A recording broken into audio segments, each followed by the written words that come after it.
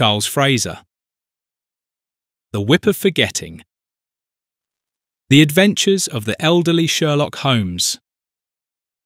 Episode 14. Based on the characters by Sir Arthur Conan Doyle. A Go Audio production. London, 1932. I sat in my armchair, writhing as if in unbearable pain, whilst firmly covering my ears with both hands. The cotton wool I had already stuffed into both ears unfortunately did not provide the desired effect. This cacophony had been going on since 5 o'clock this morning. I had already peered through Holmes's bedroom door twice and knocked thrice, with each knock becoming more forceful than the last. Yet my friend had no intention of stopping his violin playing. He lay on his bed, as far as one could make him out in the smoke-filled room, eyes closed, his Stradivarius positioned, fiddling away. For days, Holmes had been testing my nerves, as well as those of Alice and Eddy Miller and their children. Now, however, I could bear it no longer. I had to get out. I grabbed my coat, wanting only to leave this chamber of torture behind. I yanked open the flat door and nearly stumbled over a package lying directly in front of our entrance. For a brief moment, I contemplated whether to bend down for it or rather continue my escape. Yet my innate curiosity prevailed. I picked up the package, Holmes's wretched fiddling still in my ears, and examined it from all sides. Could it be a gift? I could not find any card. I decided to show it to Holmes. Perhaps I could gain his attention with it, and he would pause his violin playing, at least momentarily, thus granting myself and all other residents a brief respite.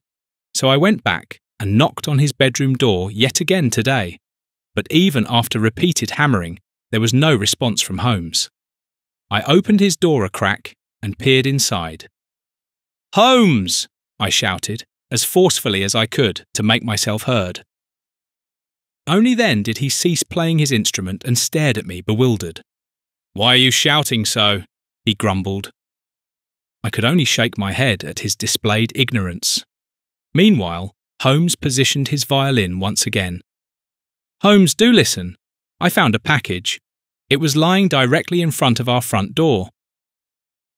But Holmes didn't bat an eyelid and merely said, "Then tie a ribbon around it and you'll already have something for under the Christmas tree."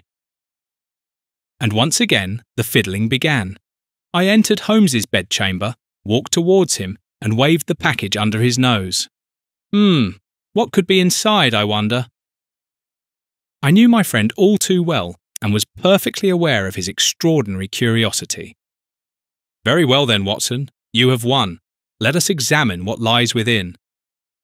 We returned to the living room, and I placed the package on a table. Holmes drew a knife, but first examined our surprise parcel thoroughly from all sides. "No sender, no card," he noted. He lifted it up and checked its weight.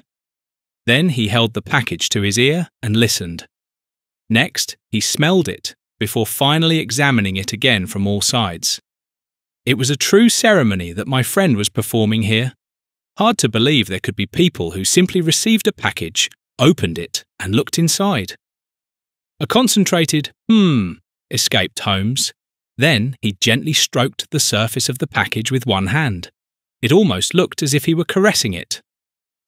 "Once you've finished petting and caressing it enough, might we finally open the package?" I asked my friend. He pulled up one corner of his mouth and said, "Good things come to those who wait." "Holmes, we're both nearly 80 years old. We haven't got that much time left." I took the package and knife from the bewildered Holmes's hands and sliced it open along one side in a single motion. "There we are," I said triumphantly. Holmes shot me a murderous look that I simply could not withstand, try as I might. "You really have examined it thoroughly enough now," I said meekly. I stepped back and left the snorting Holmes to inspect the contents. My friend frowned. Very carefully, as if lifting a sleeping baby from its cradle, he removed an old rope from the package. There followed a large iron ring, an indeterminate lump of metal, a piece of paper, and a dried poppy. Curiously, I examined the assortment of objects. Holmes did likewise. Only an occasional escaped his lips. After what felt like an eternity, I broke the silence that had become uncomfortable to me. "What the devil is all this?" "That remains to be discovered," he said with concentration. "I must think about this." "But please, not whilst playing the violin," I blurted out, as if fired from a pistol. Holmes smiled crookedly. "Fear not, dear colleague. I believe we should get to the bottom of these matters together." He took the rope, which he had first removed from the parcel, in his hand, and let it slide through his fingers. Then he passed it on to me. I did the same. The rope was heavily weathered and fibrous. There was a tightly tied double knot in it. "What do you make of this rope?" Holmes asked me. "Well, it appears to have been exposed to wind and weather for quite some time, and it seems rather old to me. The ends look as though they were cut through with a knife." "You bet, precisely," Holmes praised me. "Those are my impressions as well. I would even go a step further and suggest that this rope is one that was used for binding persons or animals." "I think we can rule out animals. I cannot see any traces of fur between the individual strands." "Very good, Watson. Let us now examine the next item." He took the iron ring from the table and weighed it between his hands. Then he passed it back to me. "A rusting old ring that can be opened on one side, and I believe one could attach a lock here," I summarised boldly. "Very good, and what else?" said Holmes. "Nothing further," I replied. "What could it have been used for?" Holmes took back the ring and examined it again from all sides before answering. "I believe we have here a neck ring." He placed the rather heavy piece around his neck and thus demonstrated its use to me. "For heaven's sake, Holmes, do take that ring off at once. Who on earth would need such a thing?" "Yeah, fortunately, nowadays nobody needs such a piece anymore. However, I believe I recall having seen a similar object before, specifically at the Natural History Museum. If my memory serves me correctly, this must be a slave collar." I surely need not mention that Holmes was always entirely correct with all of his recollections. "Do, but why would someone leave a slave collar on our doorstep?" I asked, irritated. "Wait, I've got it! A rope for binding and a slave collar. This must surely have something to do with your violin screeching." "Your humour has certainly been more profound before, my dear friend," Holmes retorted dryly. He set the ring aside and lifted the metal lump from the table. He turned and rotated the lump, examining it thoroughly. Meanwhile, I found it fascinating how Holmes named things and was already eager to learn about this one. After a while, he said, "This appears to be a branding iron." Joyfully, I interjected, "But that's fantastic. With this, we have a lead, and can therefore find out which branded animals are involved here." "I no longer believe this was used to mark animals," said my friend gravely, taking the sheet of paper that had been enclosed with the package. "Look here, Watson. This is a slave ownership document from the year 1795. Look here." He held the yellowed piece of paper directly under my nose. If you look very carefully, you can still make out the year in the stamp impression. "Oh my God!" I exclaimed, covering my mouth with my hand. Holmes scrutinised the paper with meticulous precision. "West Indian colony," he muttered to himself. "A certain Parley. That was the poor devil's name." "And what is his surname?" I wanted to know. "Q. Slaves generally did not have surnames, Watson. They were kept, abused, and sold as objects, as things, as property." A shiver ran down my neck. "But what on earth have we got to do with a slave from 1795? I asked, completely overwhelmed. "With this slave Parley here, God rest his soul, nothing more. Nevertheless, he must play a role in the here and now. Otherwise, we would not have received this package," Holmes concluded.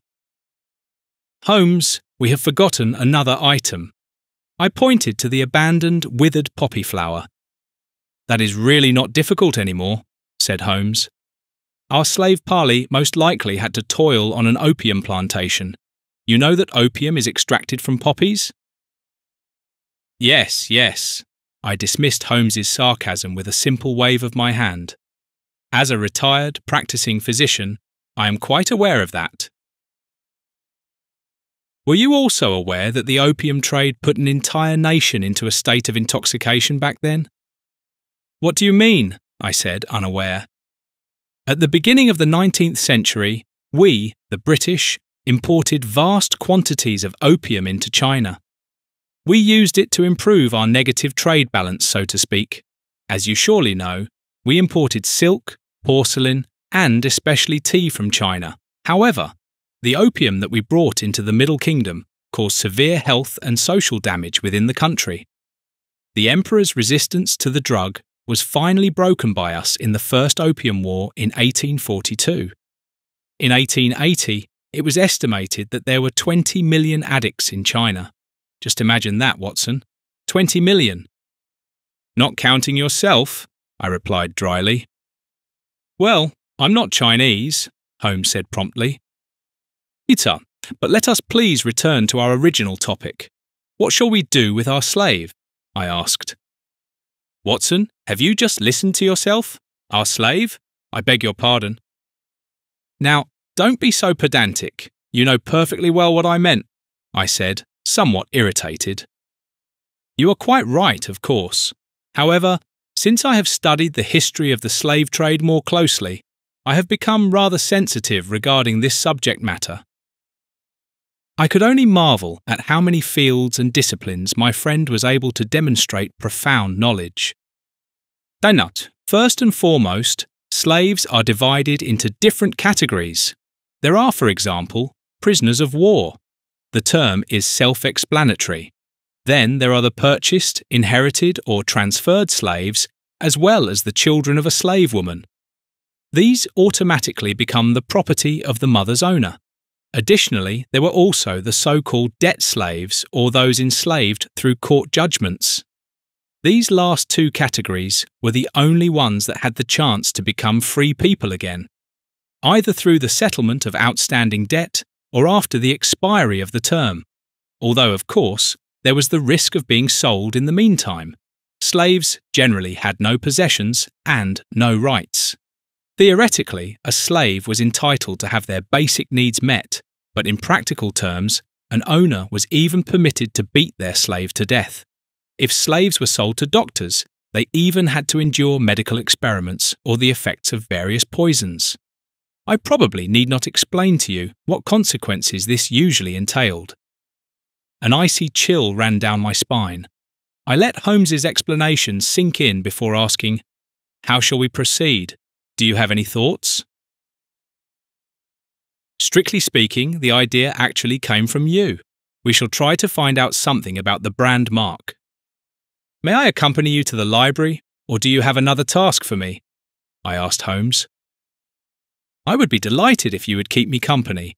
Besides, two pairs of eyes see more than one." Holmes winked at me, and no further words were needed. We set off immediately. Holmes knew precisely which section to search in the local library. It did not take long before we had countless editions of various tomes and encyclopedias laid out on the table before us. Holmes had previously pressed the brand mark in ink and then left an impression on a sheet of paper. I tried my best to memorize the ornate marking. Holmes, as always, seemed to have no trouble with this. By now it was already late evening and we still had not found any leads. But suddenly it dawned on my friend and he exclaimed, "Edward Colston! How could I not have seen it straight away? Watson, come here. Look at this brand mark very carefully. Do you see the intertwined E and C? That is what we are looking for." I was completely bewildered. After all, Edward Colston was considered a true philanthropist. But did this Colston not donate quite considerable sums of money to churches, schools, and poorhouses? "That may well be true," Holmes enlightened me. but at the same time he amassed his extraordinary fortune through the slave trade. He was allegedly involved in the enslavement of more than 84,000 people, including 12,000 children. I stared at my friend with wide open eyes. But to my knowledge, a bronze statue in his likeness was specially erected some 50 years ago.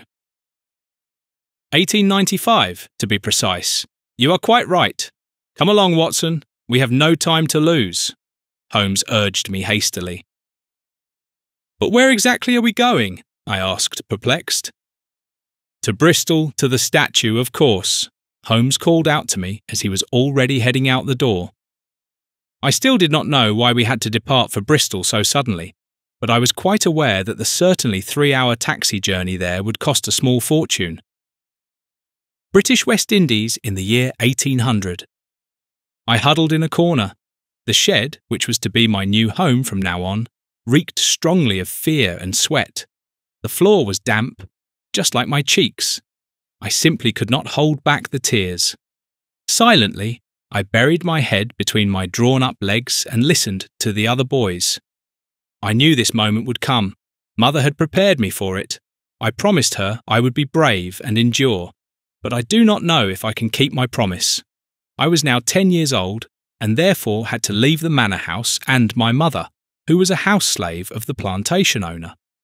From now on, I no longer had to perform my previous duties, such as fetching water, collecting wood, and making fires, and tending to the animals, but instead had to toil on the plantation with the other men. There was something good about it, though. Mr. Munro, the master of the house, would likely not summon me to him any more. When he did that, my mother had to wash me thoroughly beforehand. Then I would receive clean clothes. I believe my mother knew exactly what Mr. Munro did to me. Even though she never spoke a word about it herself, she had always said to me, "Parley, my boy, close your eyes and think yourself to another place. Feel the sun on your skin and listen to the bird song. You are sitting under trees and letting your feet dangle in the little stream flowing beside you. You can feel the cool water just as you can smell the flowers blooming around you. Parley, promise me." I shall never forget how she always looked at me when she said this. Then she would turn away from me and leave the room. But that was now over. Would I ever see my mother again? After all, I was no longer allowed to return to the manor house. My new place was here now. Here, amongst all the other young men and boys. I had hoped to see my father again. After our crossing more than 5 years ago, he went straight to the plantation. Mother and I had not heard anything from him since. 5 years this nightmare has already been reality. I remember it as if it were only yesterday, although I was only 5 years old at the time. In the dead of night, my family and I were awakened in our sparse yet cosy hut. My father, my mother, myself, and my 4-week-old brother Kingsley. Pure fear was immediately etched across my parents' faces, and they were right to be afraid. Our neighbours and we were dragged from our huts, then inspected like cattle. My mother held Kingsley tightly to her chest, but it was all for naught. A bearded, foul-smelling man with a whip tore my little brother from her. My mother screamed and threw herself at the man, but he only struck her hard in the face and threatened to kill my brother if she didn't quiet down at once. Our hands were bound. Then we set off on foot towards our new fate. 3 days later, we boarded a ship and were immediately taken below deck. We stood almost body to body in a narrow pen without daylight. My mother was still crying for my brother. We had to leave him behind in the village. I believe the men assumed he wouldn't survive the crossing anyway. After a few days, my mother's tears dried up. We were all hungry and thirsty. The stench below deck had become nearly unbearable. The first children, my friends, died. Meanwhile, my mother pressed me to her breast and whispered in my ear, "Parley, my boy, come and drink from me while I can still give you something." I believe my mother's milk saved me from starvation then. Once daily, the hatch would open and 2 men would descend to us and heave the dead and sick above deck. None of the sick ever returned. I believe they simply threw them overboard along with the dead. The time we spent aboard this ship crossing the Middle Passage seemed eternal to me. In hindsight, I cherish those memories, as it was the last time I had father and mother by my side. Sometimes a man would come and choose one of the women. Usually the chosen one would return to us a few hours later. My mother was an exceptionally beautiful woman, and I believe her swollen, torn face, caused by the man who had taken Kingsley from her, saved her from that fate. Then came the day when the deck was suddenly torn open and we had to come up. My eyes hurt, and at first I could no longer bear the daylight. I blinked like mad whilst clutching my father's hand. But it was torn from me. I thrashed about wildly and screamed. Immediately, something whipped down onto my back. The blow took my breath away, and for a brief moment I lost consciousness. My mother was at my side. She held my face in her hands and kissed my forehead. The pain seemed to tear me apart, and I tried to hold on to her gaze. She helped me up, and I clung to her waist. Only then did I see that we were being divided into 3 groups. My father was in a group with only men. My mother, whose face had healed by then, and I formed the second group together with 4 other young, pretty women. The third group consisted of the remaining people. The first group with the men was immediately taken to the plantation. Here they would toil for the rest of their lives. I did not suspect then that it would be the last time I would see my father. The third group was carted off into the city centre and was never seen by us again. My mother, I and the women were taken to the manor house. Here the women had to perform daily housework and render favours to the master of the house. They distinguished between clean and unclean tasks. The clean tasks were performed by employees, whilst the unclean tasks were carried out by house slaves. They had to clean the toilets, scrub the floors, and dispose of the waste. They were also responsible for washing the master. They had to clean his feet, genitals, and bottom. To become a house slave, one had to meet certain requirements. First and foremost, the slave had to be beautiful and smell pleasant. She also had to be physically fully functional. This meant her lower body had to be healthy and she had to be able to bear children. If a slave did not meet a requirement, she could be returned without question. If a slave became pregnant and the master acknowledged the male child, the slave and her child would gain freedom. About 4 years ago, my mother became pregnant. She was torn between joy, sorrow, and despair. She hoped this pregnancy would gain freedom for herself, her baby, and me. But instead, Mr. Munro merely glanced at the newborn baby and struck my mother hard in the face. "Where have you been gadding about? I'll teach you manners." With these words, he dragged my weakened mother away. The baby, my half-sister, she was allowed to keep for now, just like the 2 other babies she bore afterwards. My 2 sisters will probably be sold in the coming years, and my new brother will likely follow me to the plantation in a few years. The next day, I gained insight into my new duties on the plantation. Along with the other boys, I was responsible for the water supply. For hours on end, we drew water and used it to irrigate the poppy plants. We plucked pests from the leaves and carted manure. In the evening, I returned to the shed tired, stinking, emaciated, and utterly exhausted. I huddled again in the damp corner and buried my head. I could only hope that some of the older boys would be promoted so that at least a straw mattress would become available for my night's rest. But for today, I recalled my mother's face and her words. "Parley, my boy, close your eyes and think yourself to another place. Feel the sun on your skin and listen to the bird song. You are sitting beneath trees, dangling your feet in the little stream that flows beside you. You can feel the cool water, just as you can smell the flowers blooming all around you. Parley, promise me this." British West Indies in the year 1804. I was 14 years old by then and had been promoted regarding my area of responsibility. Now I helped with the harvest. 2 weeks after the poppy flowers bloomed, we would score the seed capsules. The next morning, The raw opium would be scraped from the capsules. My hands were rough and chapped, and every evening I would lie down on my straw mattress with bleeding fingers. When there was no harvesting to be done, we continued working on building the new plantation. It was back-breaking work, and I was well aware that a slave survived working on a plantation for no longer than 7 years on average. With a bit of luck, I might live to be 17 years old. My father did not have such luck, as I finally discovered.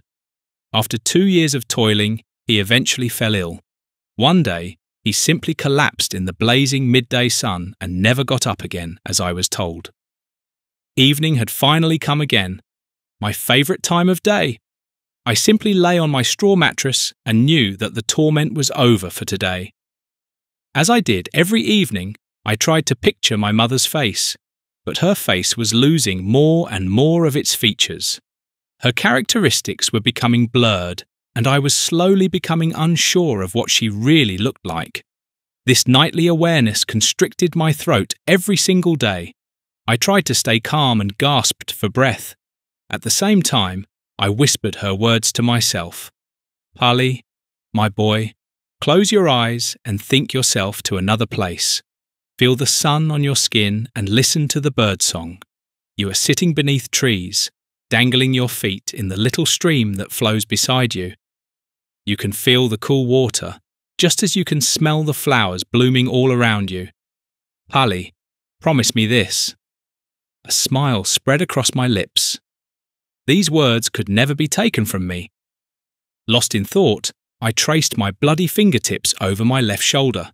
I traced the pattern of scars, and simultaneously the smell of burnt flesh filled my nostrils again. I had to retch and tried to chase away the memory, but it did not work.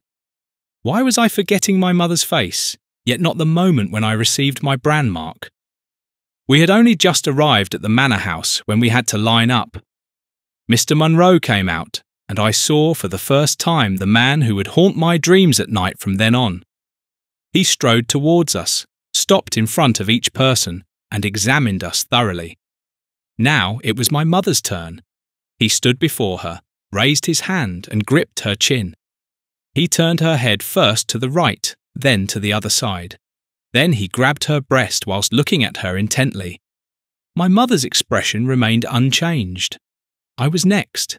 Mr. Munro stopped directly in front of me, and I remember exactly how I looked up at the tall man. He said something I did not understand. As he did so, he brutally grabbed my crotch, smirked, and moved on. We must have all passed his inspection, for now a fire was lit. A white man with one eye held a rod directly into it. After some time, he pulled the iron rod from the flames. 2 more men suddenly strode towards us and firmly gripped the first woman. The man with the iron rod was suddenly very close and mercilessly pressed the glowing end onto the woman's left shoulder. Steam rose with a hiss, and the stench of burnt flesh suddenly filled the air. The woman screamed. The 2 men released her, and the young woman collapsed. I pulled at my mother's hand and looked around fearfully. I wanted to flee, just get away from here. But my mother did not move, nor did she let go of my hand. I began to scream and cry. Then the 2 men were already coming towards me. One grabbed my arm, the second struck me hard across the face. Everything went black before my eyes, but then came the man with the iron rod. The pain was nearly unbearable. Never before had I experienced such torment. My legs gave way and I fell to the ground. I had long since let go of my mother's hand. From the corner of my eye, I saw that the 2 men were now holding my mother. However, she did not resist. She stood stiff, kept her eyes closed and pressed her lips tightly together. They brutally rammed the glowing iron into her flesh. But my mother's expression remained unchanged. Today, I believe the emotional torment my mother had to endure bore no relation to the branding. Mr. Munro's eyes began to sparkle at my mother's displayed boldness. With a firm stride, he approached her and dragged her by her branded arm into the house. I closed my eyes and shook my head as if I could rid myself of the cruel past by doing so. But what good would it do? Was the present not just as bleak and hopeless? How I longed for our little hut, all happy and content, living in freedom, united. My father, my mother, myself, and my little brother Kingsley. How long might he have survived back then? Had he starved to death, or had a wild beast perhaps been merciful enough to release him from his pitiful state? I wished the evil men had left me behind as well. Those were my last thoughts before I fell asleep, exhausted from my day's work. The next morning I awoke completely drenched in sweat on my straw bed to the sound of the morning bell. I shivered. I felt cold, despite sweating. I tried to stand up, but my legs felt as heavy as lead. I remained lying down. Never before had I dared to do this, presumably for good reason. It didn't take long before an overseer appeared in the shack. "Where are you?" he barked at me. "I am ill," I replied to him. He came very close to my bed and looked at me without empathy. Without any warning, he kicked me forcefully in the side with his foot. "Get up, you lazy good-for-nothing!" I tried not to show any signs of pain and gathered all my strength to lift myself from my bed of straw. "There you go," he grumbled. "No breakfast for you today. Let's see if you'll be on time tomorrow." I wasn't hungry, so I didn't really care. But when the overseer denied me my bowl of water as well, my throat immediately felt close to drying out. I immediately set to work and calmed myself by saying that I would survive this day, just as I had survived many others before. So I began scraping the dried poppy sap with my blunt knife. I collected my harvest in a bucket strapped around my waist. It wasn't long before my first 2 fingertips began to bleed. As if I had never seen this before, I stared at my fingers. Suddenly, I felt dizzy and began trembling again. I lost control of my body and stumbled. I fell directly onto a tall poppy plant, which snapped under my weight, and to make matters worse, I spilled the contents of my bucket. I couldn't manage to stand up on my own. Then the overseer from this morning appeared. I could see how angry he was with me. At the same time, I noticed his excitement and anticipation for what he might do to punish me. First, he kicked me in the side again with his heavy boot. "Get up!" he shouted at me. But I couldn't. He grabbed my arm and dragged me across the plantation, dislocating my shoulder joint in the process. I screamed out loudly in pain, but nobody cared. He tied my hands together at the well. The pain in my shoulder felt as if it would take my breath away.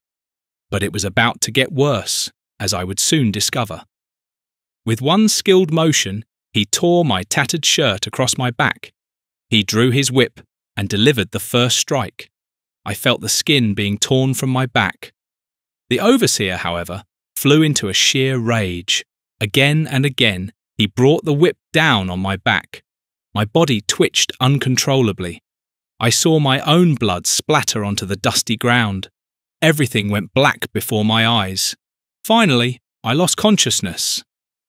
I felt a hand gently stroking my head. Then I heard whispered words.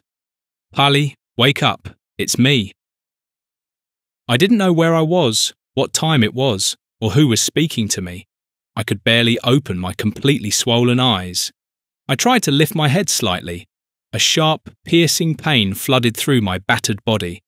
I was breathing shallowly and rapidly. "Don't move, Polly."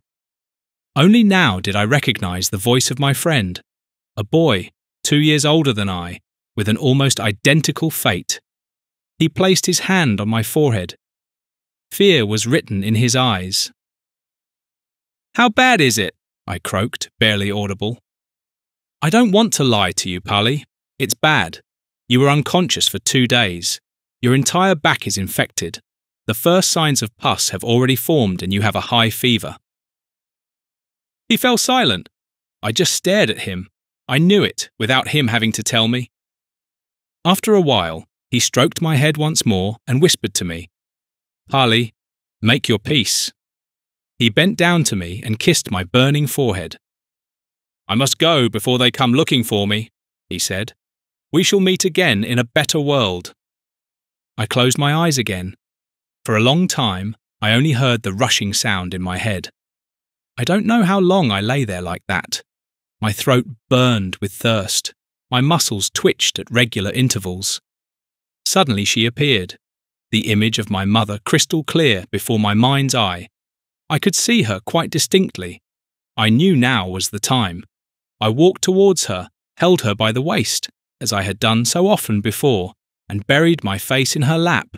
She wrapped me in her arms and kissed me. Then she whispered to me, "Polly, my boy, you've made it. Let's go to our place. Feel the sun on your skin and listen to the birdsong. You're sitting under trees with your feet dangling in the little stream that flows beside you. You can feel the cool water, just as you can smell the flowers blooming all around you. Polly, I promise you." Bristol, 1932. Holmes remained very reserved during the 3-hour taxi journey. We sped through the night. The streets lay lonely and deserted, so we made relatively good progress. Suddenly, Holmes had the taxi stop and paid the driver. "Come along, Watson."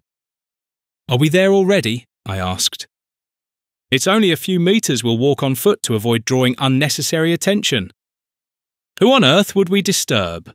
Not a soul is wandering about at this hour," I said irritably. "I hope you're right, and not another word from now on. Simply follow me and do try to be quiet." I no longer understood anything at all, but did as I was told. Suddenly Holmes held me back and hissed "shh" at me. I froze in my tracks and remained as quiet as a mouse. And indeed, a cloaked man dragged something heavy and unwieldy across the square. Holmes and I darted behind the nearest wall projection and observed the scene. The cloaked man steered his burden directly towards Colston's bronze statue. Upon arrival, he freed his load from its protective cloth. A naked man came into view. I couldn't make out anything more at that moment. At the sight, I nervously flinched at Holmes's side. "Wait just a moment," Holmes hissed quietly to me. The man's hands were bound. Subsequently, he was chained to the statue. "Now," Holmes hissed. We sprang up, as far as our age-weary bones still permitted, and hurried towards the man. To our surprise, he remained standing calmly and made no attempt to flee. "Sherlock Holmes and Dr. Watson, it is my honour," he greeted us.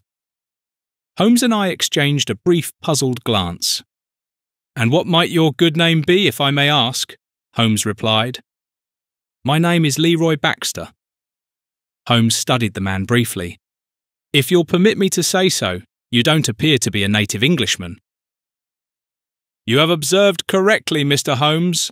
My family hails from Africa," he replied excitedly. Only now did my gaze fall back upon the man lying naked on the ground. I felt sick, and an ice-cold shudder came over me. The man lay naked and, with absolute certainty, dead at our feet. His back was one single raw flesh wound. The man had obviously been whipped to death. Around his neck he wore an iron ring, one like the one Holmes and I had found outside our door this morning. Holmes observed the situation but kept his eyes fixed on Leroy. "You were expecting us?" he asked. "Not quite," Leroy admitted. "At least not this early. I knew you would be able to piece together the clues quickly. I wanted you to understand why this man had to die. However, I certainly did not want to be caught by you in the act." "What were we supposed to understand? That you are against the slave trade?" "So are we," Holmes stated firmly. But Leroy snorted with contempt. "I am the great-great-grandson of a baby who was left to die by slave traders." "And what is your relationship to the victim?" Holmes asked matter-of-factly. "He is a direct descendant of this monster here," Leroy gestured towards the statue. I shook my head in disbelief. "That's why you flogged this innocent man to death. He had nothing to do with it, just as little as you yourself." "It's being forgotten. I wanted to raise awareness, and that's exactly what I did," he called out euphorically.